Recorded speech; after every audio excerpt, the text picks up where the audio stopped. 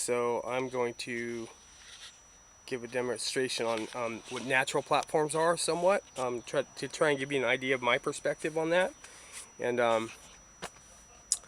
my choice in hammerstone. See if I can't get some spalls. I'm kind of out. If you look, this itself is a spall that we took out in Utah. What's cool about this kind of stuff is, see, here's the bulb right here. It's the area of impact, and you can see that's got to be 3 inches, the size of that platform, and how that came ripping off. So we had about I think 15-pound chunk of copper, and about two people holding it to be able to take that. And the piece that came off of, you had to imagine, was about 300 pounds. So, you know, working as a team to remove some of these flakes, as opposed to just chipping by yourself. Pretty fantastic. Anyway, so I'm going to use this hammerstone, and I'm gonna. The thing about hammerstones, choosing the right one for spalling. See, I've been nibbling at that end right there, so I'll probably use the other side. The thing about hammerstones, this is a really soft hammerstone, and I have other videos that show me using this hammerstone. Anyway, it's really grabby and grippy, but it's soft, so I don't know how many of these pieces I'll get through with this thing without it breaking. That's usually what happens to them. They last somewhat, you know, but if I try and take too much of a stone with something like this, then it ends up shocking this core and this thing falls apart. So it's kind of a touchy situation. But they have to be the right grippiness for the material that you're using, and then they have to be accurate. You have to be able to aim with them well. If you can't aim with them well, they don't work very well. So, and a lot of that, people think it has to do with, you know, the hammerstone is just more difficult. It actually isn't. Hammerstones are great and they work very well. It's just you have to get good at aiming them. That's the main thing, is where they're hitting, and where are you aiming, because they'll work horrible if you just miss by just a little bit. It'll seem like the hammerstone's not working as well as copper or something like that, and that's just not even the case. It actually is the aim, you know. So, and you know how weird flakes get. I mean, they're very particular. Every little thing changes them. So hammerstones, with a hammerstone this size on a smaller piece of obsidian, the margin for error is a lot bigger, because if I miss hit at all on a piece this size, you can have catastrophic differences in flakes. See, that's about the same size. But on a piece that this is sitting on, like a piece this size, it's more consistent with the size of the obsidian. So anyway, all right, I'm gonna try and get to it. Start out with a smaller one, kind of out of practice.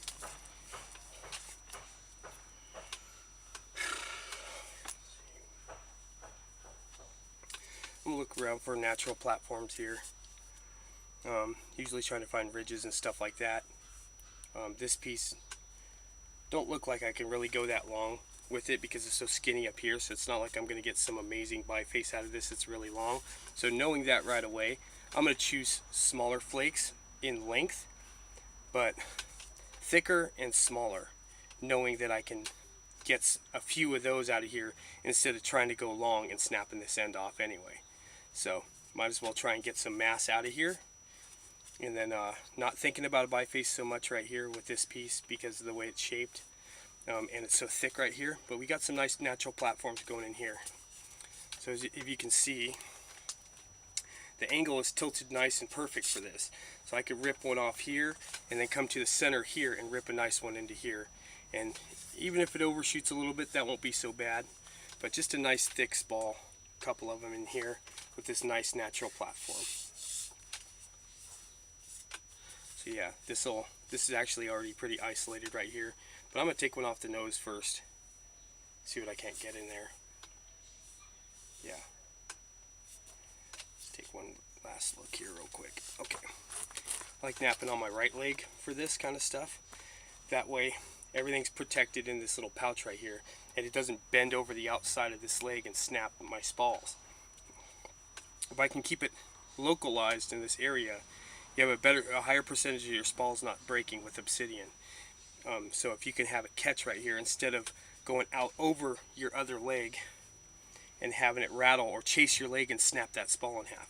You want to just shoot that into a little pouch right here. See if I can even aim this sucker. This hammerstone is pretty big for this size of a stone, but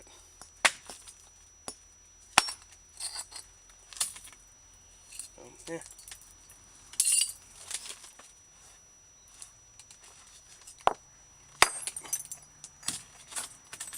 There.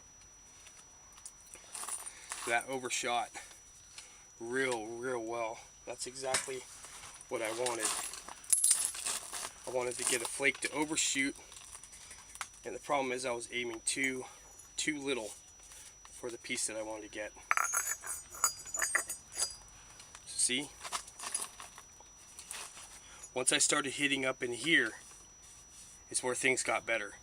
I was hitting too close to the edge and it was crushing. So once I started hitting up into this piece is when that hammerstone is so big I can swing slow and have a nice big impact.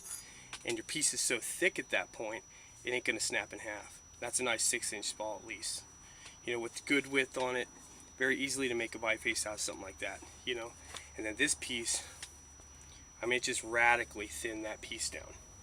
It took 4 inches off of it. So, you know, so now I'll try and fire one up in here with this big natural platform right here. So I'm going to do like I did before.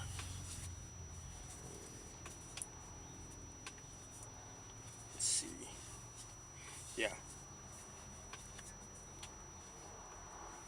Do like I did before. I'm going to aim up in here, and I'm not going to swing into the piece because I'll shock the whole thing and it'll just explode.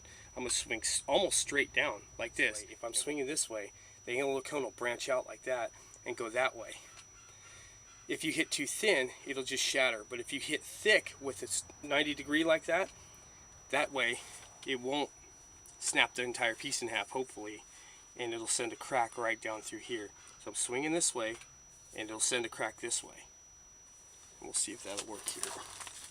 And if I aim, like I said, if I aim high enough on the platform, it'll get that crack to start.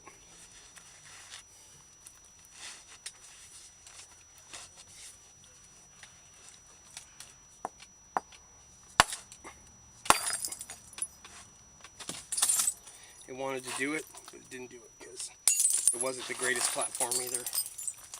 I'll try another one here. Oh.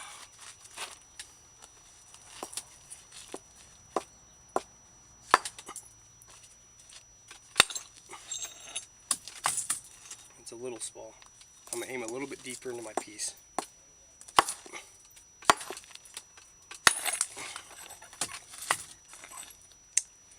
Okay. That's my spall.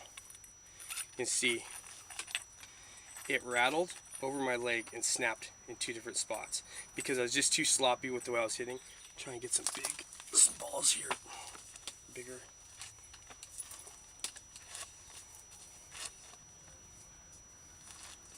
It's a nice natural platform right here. It's angled out that way. I may fire a big one right in here. We'll see.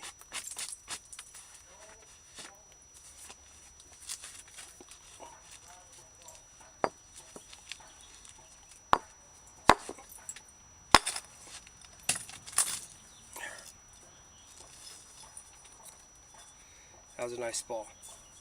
Perfect size, nice thickness for what that is. See how high that crack is? Started way up here. I swung real heavy like that. I didn't swing too far into the piece, just at about a 45 almost. And it was high enough to where it didn't break that piece as it came off. So that's a nice ball. So you can see that thinned that down dramatically. So now I'm going to try for another one right in here. I'll maybe isolate this a little bit, so I'll knock one off here, just a little tiny one, and I'll try for another big one right in the center.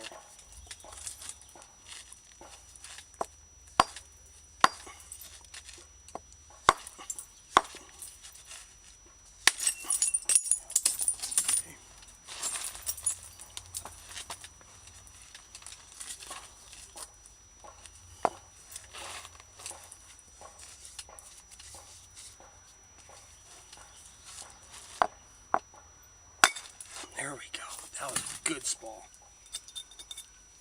So that snapped it right in half. See that? So that's how you turn. The good thing that happens when that happens is when I try and do this with a piece like this, because you're not going to get too many big spalls out of something that thin. So you want to kind of break it in half, but you don't want to break it in half this way. You want to break it in half long way so you still get nice width and length out of your spalls. So when you do something like that, it overshoots.